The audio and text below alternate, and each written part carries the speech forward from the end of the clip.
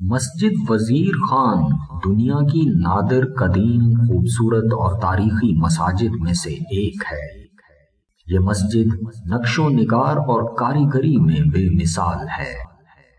مسجد وزیر خان پاکستان کے شہر لاہور میں دہلی دروازہ، چوک رنگ محل اور موچی دروازہ کے قریب واقع ہے۔ یہ مسجد وزیر خان کے نام سے موسوم ہے، جو سلطنت مغلیہ کے عہد شاہ جہانی میں لاہور کے گورنر تھے۔ وزیر خان نے مسجد کی تعمیر 1635 میں شروع کروائی، جو 7 سال بعد دسمبر 1641 میں مکمل ہوئی۔ گویا یہ مسجد لاہور کی معروف بادشاہی مسجد سے 32 سال پہلے تعمیر ہو چکی تھی۔ مسجد کی عمارت پختہ اینٹوں سے تعمیر کی گئی اور سنگ سرخ کا جا بجا استعمال کیا گیا۔ مسجد میں داخلے کے 2 دروازے ہیں۔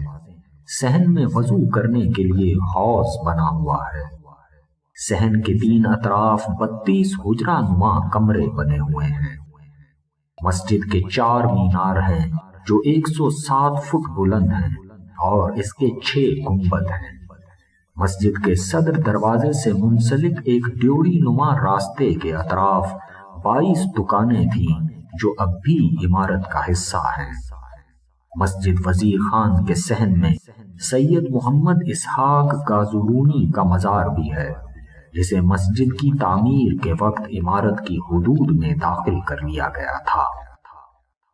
مسجد وزیر خان کاشی کاری اور کانسی کاری کے فن کی شاندار مثال ہے۔